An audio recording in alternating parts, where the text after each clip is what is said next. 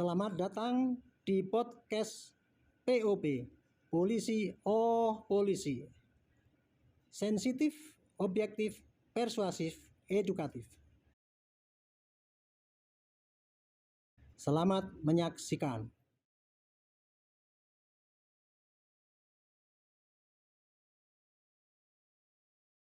Para pemirsa sekalian, selamat berjumpa kembali dengan podcast Polisi Oh Polisi. Hari ini POP tampil beda karena hanya saya sendiri mewakili teman-teman dari POP dan saya mengenakan baju seragam batik pensiunan polisi, di mana POP adalah terdiri dari para mantan polisi yang ingin terus memberikan perhatian kepada polisi supaya bisa lebih bagus dan memberikan pencerahan kepada masyarakat mengenai hal-hal yang berkaitan dengan pekerjaan dan masalah polisi. Oleh karena itu, kami selama 1 bulan ini sudah mencoba untuk memberikan beberapa hal informasi, membahas masalah-masalah yang dengan tujuan adalah untuk mencerahkan kepada masyarakat maupun memberikan saran kepada polisi. Mudah-mudahan para pemirsa sekalian bisa terus mengikuti podcast POP ini, dan kami terus masih memohon bantuan subscribe-nya agar POP ini bisa berjalan lebih baik lagi ke depan, dan kami juga mengharapkan saran-saran yang perlu untuk peningkatan POP. Baik, untuk hari ini seperti di dalam judul, kita akan mencoba membahas mengenai 30 kejanggalan yang ada di dalam misteri di Rumah Jenderal. Seperti kita telah ketahui bersama ya, baik melalui medsos di luar sana ataupun dalam pembahasan di podcast ini, peristiwa yang terjadi secara tragis di rumah kediaman Bapak Kadipropam di Duren 3 telah menimbulkan viralnya berita yang berkepanjangan yang diikuti oleh masyarakat di media setiap harinya, dan bahkan seperti menjadi sinetron yang berjilid-jilid katanya gitu. Dan semuanya membahas mengenai hal-hal yang dianggap janggal di dalam kasus tersebut. Saya kira yang menganggap janggal ini bukan hanya masyarakat, tapi juga Bapak Presiden pun, Bapak Mahfud juga demikian. Nah, kalau selama ini sudah dibahas-bahas apa yang janggal, dan kami pun dulu pernah juga membahas dengan hal-hal yang janggal, maka saya akan meresume. Kemarin saya memberikan statement bahwa ada 30 kejanggalan yang terjadi di dalam kasus misteri atau tragedi tembak-menembak polisi di Rumah Jenderal. Baik, saya akan membaca ya kejanggalan-kejanggalan itu. Yang pertama kali dulu kan itu ya. Nomor 1 adalah rilis yang terlambat 3 hari. Kemudian laporan polisinya yang disebut, yang diterima oleh Polda ataupun Polres, itu laporan polisi mengenai percobaan pelecehan dan penodongan. Tetapi ternyata yang terjadi kan malah jadi kesimpulannya bunyinya tembak-menembak itu. Jadi dari rilis pertama saja ya, itu sudah menunjukkan banyak kejanggalan. Itu tadi, rilis laporan polisi, tersangkanya kok malah Brigadir J, justru dia yang meninggal. Dan kemudian saksinya Baradae, padahal dia yang menembak. Kemudian pistolnya pakai pistol Glock. Kemudian alibi daripada Bapak, itu katanya keluar PCR. Kemudian kok judulnya tembak-menembak. Kemudian disimpulkan juga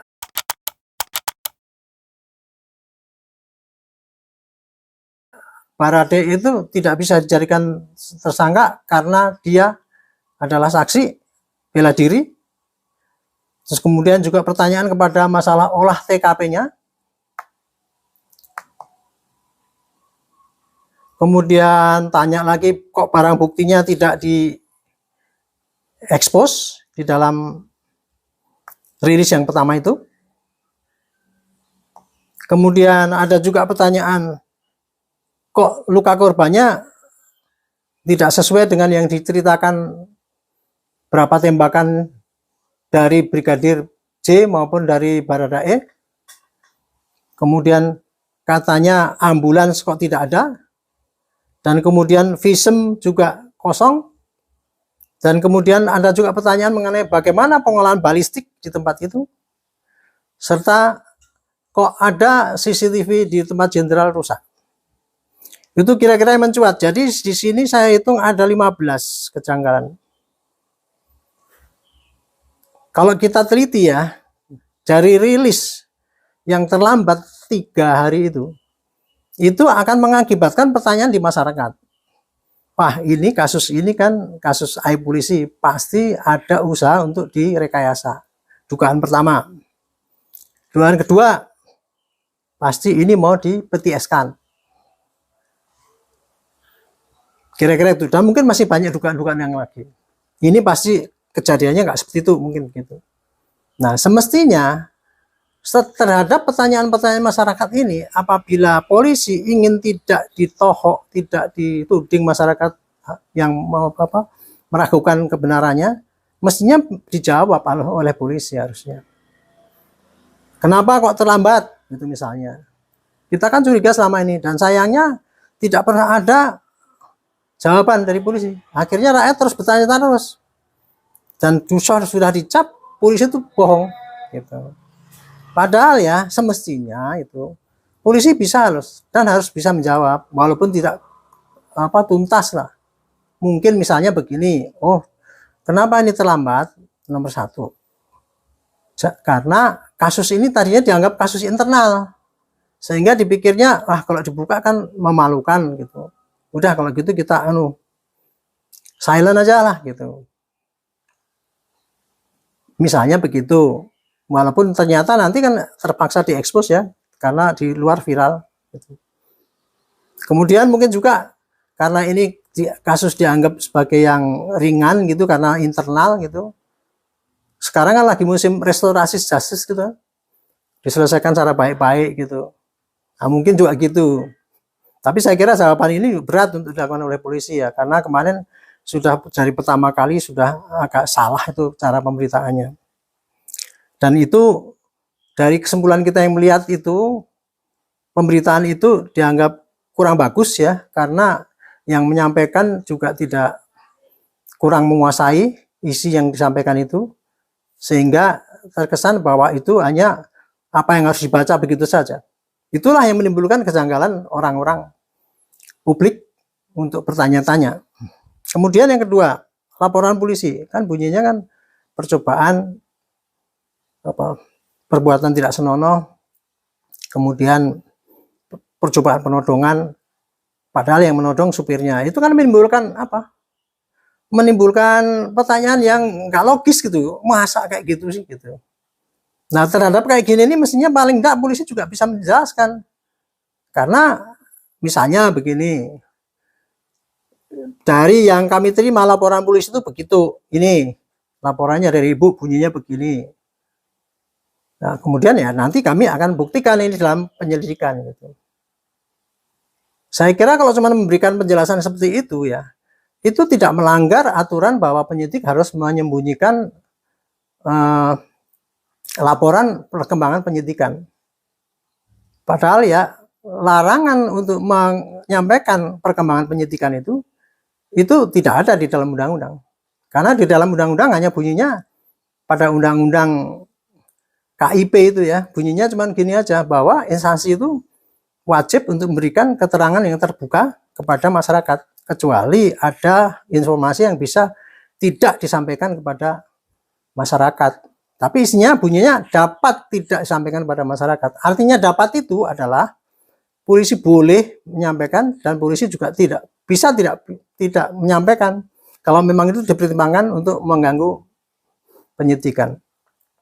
Nah, mungkin karena kebiasaan berpedoman pada tugas kayak itu, polisi sekarang ini tidak sadar tuh bahwa kasusnya ini sudah meledak ya, dan dahsyat sekali. Saya sering pakai istilah bom atom gitu, Sehingga apabila tidak dijelaskan, masyarakat pasti akan ngobrol-ngobrol bahasa Jawanya itu, meluas sekali. Dan sekarang itulah yang terjadi. Kemudian pertanyaan lagi mengenai Brigadir J itu. Itu kan kenyataannya di situ kan dia kan tewas dengan luka. Lah kok diumumkan dalam itu rilis yang pertama kali sebagai korban. Otomatis kan ini bukan sebagai pelaku. Pelaku dia dalam LP itu. Jadi pelaku yang dilaporkan kejahatannya. Kan otomatis ya, naluri daripada publik itu kan nggak bisa menerima begitu saja kalau tidak dijelaskan apa yang dilaporkan gitu. Mestinya harusnya itu dilaporkan dijelaskan pada masyarakat bahwa ini harusnya begini, memang kasusnya begitu gitu.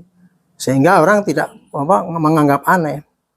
Apalagi ekspos mengenai Baradae kan disebutkan di situ itu begini karena Baradae nggak bisa dijadikan tersangka karena dia membela diri. Wah, itu kan memberikan tanda tanya lagi. Di dalam kasus-kasus yang dimana terjadi orang meninggal ya, itu pasti polisi akan mengarahkan penyidikan itu mesti pada paling tidak 338 lah, mengakibatkan hilangnya nyawa. Walaupun tidak disebutkan di dalam laporan polisi, misalkan itu ya, di dalam LP ini, kalau terjadi itu kan kemarin dilaporkan karena yang keluarga Bapak Jenderal itu yang lapor, bunyi LP-nya begitu. Tapi dengan adanya temuan orang yang meninggal, harusnya polisi bikin laporan B. Bahwa itu ada orang meninggal, maka patut diduga 338. Maka kalau pakai model gitu, maka polisi tidak bisa langsung menyimpulkan, ya ini terjadi menembak karena ini bela diri sehingga Barada ini nggak bisa jadikan tersangka. Nah itu kan mudah disangkal gitu. Dulu waktu ada kasus begal itu orang dibegal, kemudian dia berani bisa berkelahi dan kemudian begalnya mati, kan itu jadikan tersangka. Tapi prosesnya sampai ke pengadilan. Gitu. Nah, sama juga dengan ini, mestinya ini kalau normal jalannya orang publik pun harus menduga ya bahwa ini harus disidik dulu sampai pengadilan. Nah, tinggallah di situ Baradae nanti membuktikan bahwa dirinya itu memang membela diri apa tidak. Itu hakim yang harusnya menyampaikan itu. Kemudian pistol Glock ada yang tanya lagi itu. Itu pakar dari TNI mengatakan mana mungkin Barada itu pakai pistol Glock.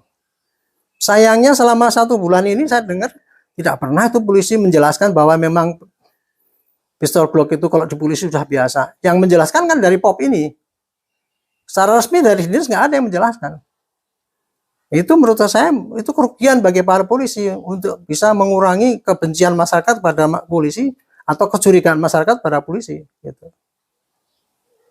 Kemudian alibi daripada Bapak yang PCR itu kan ditanyakan, masa jenderal harus PCR berangkat sendiri, masa nggak dikawal sama ajudan. Mestinya kan polisi waktu itu kalau memang benar kayak gitu kan bisa diekspos, Bapak itu memang ke PCR nih buktinya. Itu nggak usah takut bahwa itu mengganggu penyidikan, nggak ada kaitannya dengan mengganggu penyidikan itu. Kalau cuma menyampaikan Bapak itu pergi PCR nih buktinya, yang meriksa ini Bapak ini, kalau nggak percaya cek sana gitu.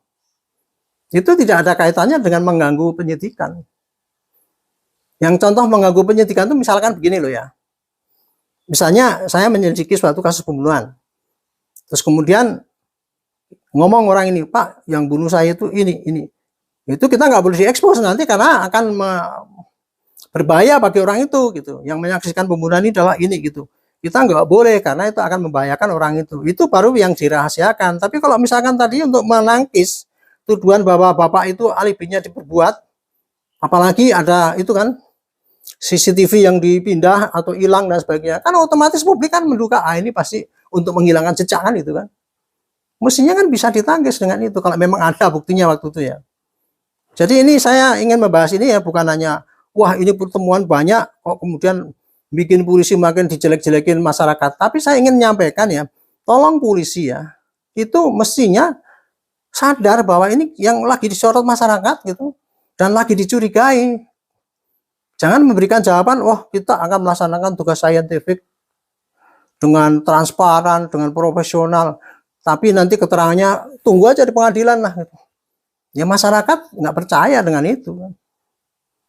Itu contohnya. Terus kemudian olah TKP juga dipertanyakan kan 3 hari.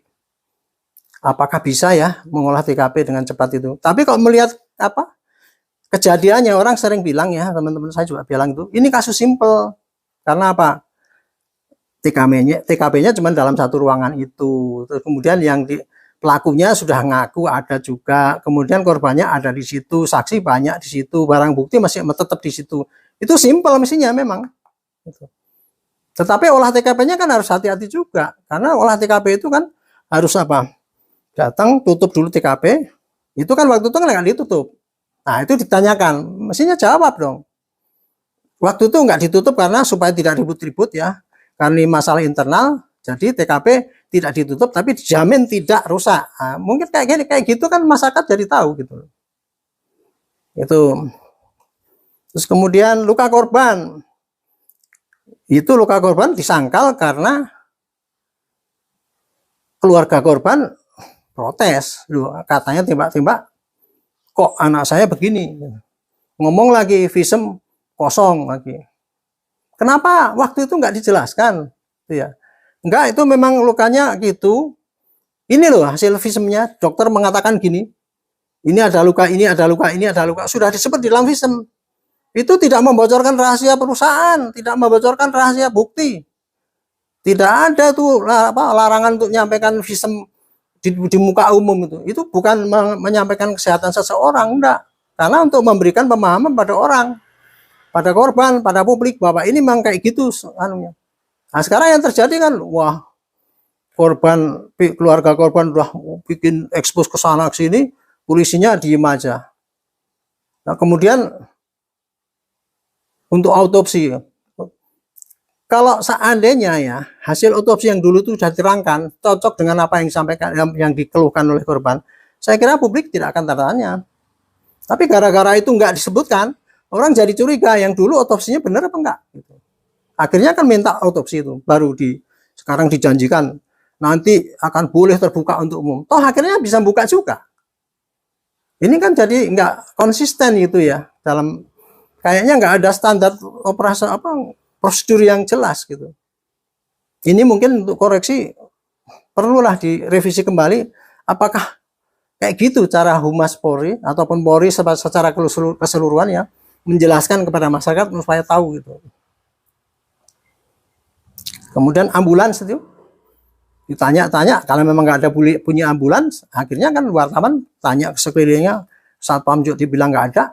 Tapi ketika saya cek ke bagian dalam polisi saya, ternyata enggak Pak, kita pakai ambulan kok, cuman tidak pakai sirine. Mengapa? Itu kasus itu kan tadinya kan dianggapnya internal, supaya nggak ribut-ribut, maka kita tidak di polis lain, kemudian tidak ambulan dan sebagainya. Itu keterangannya kayak gitu. Mestinya keterangan kayak gini ini disampaikan pada rakyat, publik yang tanya-tanya itu. Ya walaupun publik pasti masih akan kecewa terus, tapi minimal reda lah. Jangan diumpuk-umpuk terus, pertanyaan itu direndam terus.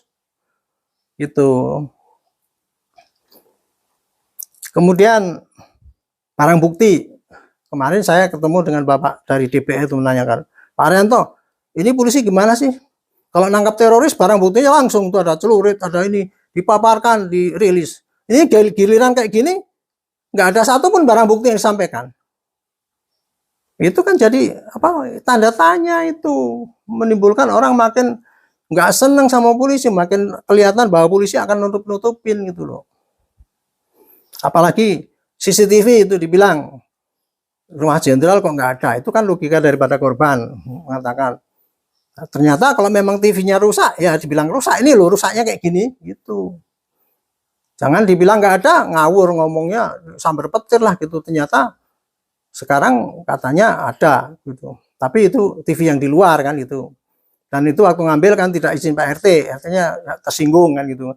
Sampaikan saja Pak, itu memang kita ambil Kak untuk penyidikan, maka kami ambil diam-diam, tidak usah izin Pak RT, gitu.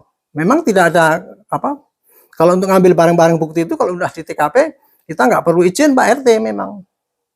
Tetapi akibat diduga polisi itu menghilangkan CCTV, kemudian tidak ngomong, ya akhirnya kan tuduhannya kan, ini pasti untuk menghilangkan ini. Malah asumsinya kan jadi ini sebetulnya Pak J itu dijebak, itu untuk menghilangkan bahwa itu jebak, itu udah ambil kan gitu. Jadi teori yang berkembang di lapangan makin liar gitu. Itu jadi saya kira ya ini baru 15 dari bukti-bukti yang ada di TKP itu ya, yang menimbulkan pertanyaan dan yang mestinya bisa dijawab oleh polisi ya. Tapi sayangnya tidak dijawab oleh polisi. Akhirnya menimbulkan pertanyaan yang bertumpuk-tumpuk, dan setiap pertanyaan itu menimbulkan teori-teori yang baru yang merebak ke sana ke sini dan sebagainya. Oke, itu baru barang bukti yang menyangkut TKP. Padahal kalau dilihat lagi ya, kita kejanggalan yang timbul dari pihak korban. Korban sana waktu begitu lihat kan langsung wah nggak percaya bahwa itu adalah anaknya, cuma ditembak. Sana kan waktu itu kan saya cuma terima visum kosong gitu. Padahal kan memang tidak harus polisi menyampaikan visum, tapi menjelaskan. Boleh dijelaskan nih Pak, ini menurut visum ini Bapak lukanya ini aja gitu. Ini juga blunder karena waktu itu begitu korban disampaikan nggak boleh dilihat. Nah kan ya konyol juga itu kan. Jadi kelemahan-kelemahan kayak gini nih mestinya ya kalau memang polisi itu mau tidak dicurigai rakyat gitu ya. Jangan takut-takut atau segan-segan untuk memberikan penjelasan hanya dengan pedoman nanti akan saya jelaskan di pengadilan. Wah, itu salah besar. Saya katakan itu salah besar. Kalau begitu caranya polisi di dalam zaman medsos ini akan dikuyo-kuyo terus lah, akan dibully terus, akan dicurigai terus oleh masyarakat. Itu. Saya kira itu dulu ya. Sebenarnya sih masih banyak, tapi nanti akan kita kupas lagi di dalam pertemuan yang berikutnya. Entah saya berdua dengan teman atau saya sendiri lagi gitu. Tapi intinya gitulah. Jadi melalui ini saya ingin mengulas sedikit bahwa penjelasan kepada masyarakat itu penting ya. Dan masyarakat juga bisa saja berandai-andai mengembangkan suatu teori dan sebagainya. Itu risiko yang sudah tidak bisa dihindari apabila polisi tidak memberikan penjelasan kepada masyarakat. Gitu. Jadi jangan salahkan itu kemarin dibilang, media, advokat jangan bikin teori ke sana sini. Ya nggak bisa, dalam metode sekarang ini untuk dilarang seperti itu nggak bisa. Lebih baik polisi itu ya istilahnya kalau saya sih simpel saja ini. Apa yang disampaikan oleh presiden jangan ditutup-tutupi. Artinya apa? Bukalah keterangan yang masih dipertanyakan rakyat. Kira-kira diterjemahkan kan gitu. Sekarang sebetulnya mudah saja kalau untuk melaksanakan perintah presiden dan untuk mengembalikan kepercayaan rakyat ya. Dicatatin apa? Apa yang ditanyakan rakyat catetin.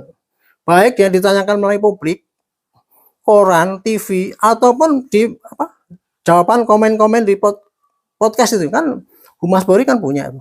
Apa yang ditanyakan catetin, jawab gitu. Tempo hari saya pernah diskusi dengan Humas Polri. Wah, sekarang udah canggih Pak, Humas itu. Setiap pertanyaan masuk sudah masuk elektronik. Saya bukan tanya udah canggihnya, tetapi sekarang menghadapi kayak gini, nyatanya dari 30 pertanyaan ini hanya sedikit yang terjawab. Yang sebagian besar dibiarkan gitu aja, dibiarkan rakyat rame-rame membahas dan membuat teori sendiri-sendiri, diskusi di mana-mana gitu. Polisi cuma lihat aja gitu. Tidak berusaha untuk memberikan penjelasan kepada masyarakat. Mungkin saking tidak pedenya polisi ya itu. Kemarin itu temuan Komnas HAM itu yang berupa CCTV dari Magelang sampai Jakarta. Itu kan yang nyita kan polisi. Itu nggak mungkin Komnas HAM akan menyita, itu nggak akan mungkin.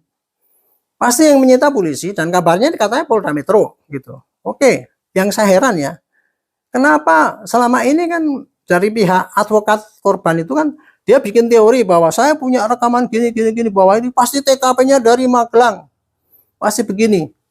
Nah, dikasih barang bukti seperti itu kan ibarat apa? Satria dikasih senjata yang ampuh untuk bunuh lawan, untuk menangkis teori-teori seperti itu. Nggak disampaikan. Alasannya apa? Kalau disampaikan polisi nanti nggak dipercaya lagi sama masyarakat. Nah, kan konyol itu. Nggak saya sampaikan polisi, biar Komnas HAM biarkan lebih dipercaya. Itu saya pikir, aduh gimana ya cara berpikirnya itu ya. Akhirnya Komnas HAM lah yang hebat sekali menurut saya, melebihi detektif, melebihi daripada penyidik yang profesional, menjelaskan bahwa ini begini, kita analisis begini, kita begini, akhirnya kesimpulannya begini. Dengan penjelasan Komnas HAM itu, otomatis apa yang disampaikan Pak advokat yang mengatakan bahwa itu TKP-nya dari Magelang udah langsung gugur. Sayangnya waktu ekspos itu yang jadi pahlawan, bukan jadi pahlawan lah, yang hebat ya menurut saya memang Komnas HAM hebat lah, karena dia memberikan penjelasan pada masyarakat. Dan ya saya yakin penjelasan Komnas HAM itu sudah langsung rakyat semua tahu, oh ternyata ini apa, polisi tidak semuanya salah semua lah. Sana juga dari korban juga ada yang salah.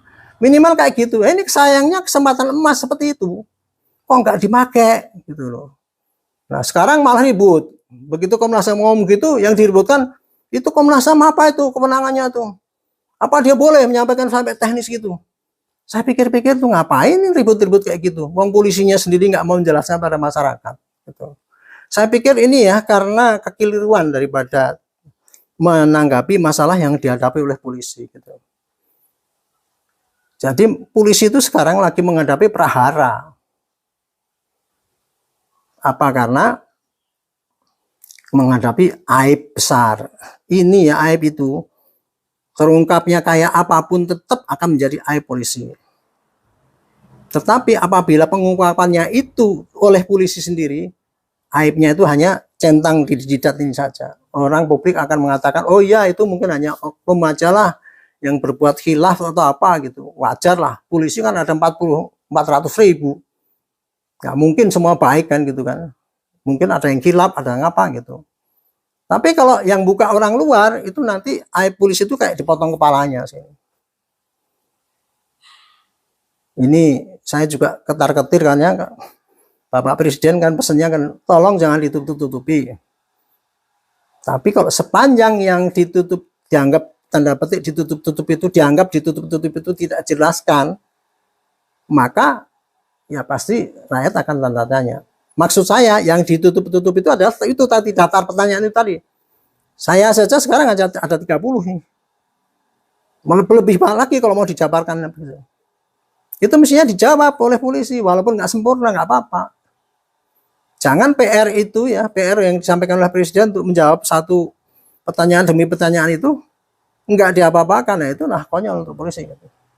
Saya kira itu ya, mudah-mudahan ini pemahaman kayak gini ini disadari juga oleh masyarakat gitu ya, bahwa tidak menjawabnya polisi itu kepada masyarakat atas pertanyaan-pertanyaan atau kejanggalan ini ya, itu bukan berarti polisi itu memang menyembunyikan semua kebusukan, enggak. Karena ada yang sudah dikerjakan, tapi tidak disampaikan. Gitu. Contoh kecil aja, mestinya dulu pada waktu rilis yang pertama kali itu, yakin saya, pasti polisi udah meriksa saksi, saksinya ibu, saksinya Pak Kadif Propam, pasti udah periksa itu semua. Baradae juga sudah diperiksa, orang-orang yang di rumah dinas itu sudah diperiksa. Barang bukti yang dikumpulkan pasti ada, senjata itu dikumpulkan, HP dikumpulkan dan sebagainya, pasti dikumpulkan. Tapi kenapa publik menanyakan gitu, nggak dijawab.